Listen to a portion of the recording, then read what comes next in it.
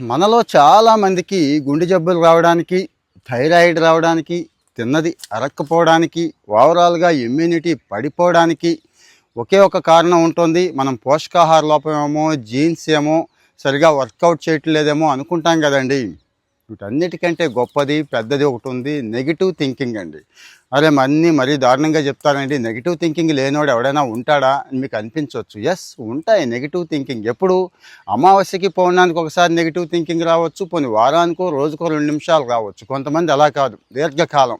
ఇక పొద్దస్తమానం ఇదే పనండి. Negative, negative, negative. ఈ నెగెటివ్ థింకింగ్‌లోనే ఉండిపోవడం వల్లే ఎక్కువ రోగాలు వస్తున్నాయి. ఎలాగా అంటారా? ఎక్స్‌పర్ట్స్ చెప్పిందే చెప్తున్నాను, నోట్ చేసుకోండి. ముందు నోట్ చేసుకోండి, తర్వాత పరిష్కారాలు ఆలోచిద్దామండి.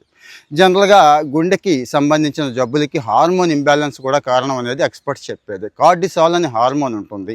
ఈ హార్మోన్ ఇంబ్యాలెన్స్ అయితే గుండె జబ్బులు వచ్చే అవకాశం ఎక్కువ ఉంటుందండి. అలాగే గట్ హెల్త్, గట్కి బుర్రకి సంబంధం ఉంది అని చెప్పుకున్నాం కదా. సో పొట్ట పాడైపోతుందండి, తిన్నది అరగదు. ఎందుకంటే ఎంజైమ్స్ కానీ ఇవన్నీ కూడా నెగిటివ్ థింకింగ్, తీవ్రమైన నిరాశ, తీవ్రమైన డిప్రెషన్లో ఉంటే ఎలా ఆలోచించండి ఒక్కసారి. అలాగే థైరాయిడ్ దేనివల్ల వచ్చేస్తోంది, దీనివల్ల అనుకుంటున్నాం. థైరాయిడ్ కూడా హార్మోన్ రిలేటెడ్ అనేది గుర్తుంచుకోండి. అది కూడా ఈ నెగిటివ్ థింకింగ్ వల్లే వచ్చేస్తుందండి. కొంతమందికి ఇమ్యూనిటీ చాలా తక్కువ ఉంటుందండి. చీటికి మాటికి జలుబు, జగ్గు, జ్వరం, చర్మ వ్యాధులు ఇంకా చాలా ఉంటాయి. ఇమ్యూనిటీ పడిపోతే కొంతమందికి కొన్ని అటాక్ చేసేస్తూ ఉంటాయి కదా.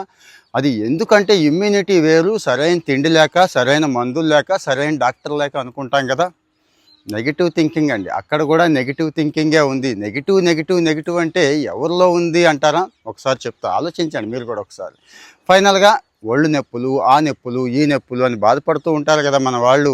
అది కూడా ఇదే కారణం అండి. హార్మోన్ ఇంబ్యాలెన్స్ ఉంటే ఒంట్లో ఏదో ఒక పార్ట్ పెయిన్ వస్తూ ఉంటుంది. ఒక్కోసారి ఒళ్ళంతా నొప్పులు వస్తూ ఉంటాయి. ఏం చేయాలి అంటారా? మీకు తెలియదేముంది, మంచి స్టఫ్ ఉంది సోషల్ మీడియాలో అని చెప్పి నెగిటివ్ సైడ్ వెళ్ళిపోతూ ఉంటాం. పరమ పనికిమాలిన ఎదవలు చెప్పినవి అన్నీ కూడా ఫాలో అవుతూ మనం కూడా నెగిటివ్లోకి జారిపోతున్నాం. బయట కనిపించే దాంట్లో పాజిటివ్ కూడా చూడొచ్చండి. ఇప్పుడు ఫర్ ఎగ్జాంపుల్ చెప్తాను, నేను మాట్లాడే దాంట్లో చూస్తున్న వాళ్ళల్లో సగం మందికి ఇందులో నెగిటివ్ కనపడుతున్నాడు. చెప్పావులే, ఎల్లరా బాబు, ఎవడరా బాబు నువ్వు, అదిరా ఇదిరా అని చెప్పి చాలామంది కామెంట్లు పెడతారు. దానివల్ల నాకేం నష్టం ఉంటుంది, నేను పెద్దగా పట్టించుకోను. కానీ మీలో నెగిటివిటీ డెవలప్ అవుతుంది. అలాగే ఇంకెంతమందికి ఏం కామెంట్లు పెడుతున్నారు, ఎవరితో ఎలా ప్రవర్తిస్తున్నారు, ముఖ్యంగా చుట్టూ సమాజాన్ని ఎలా చూస్తున్నారు అనేది ఒక్కసారి చెక్ చేసుకోండి.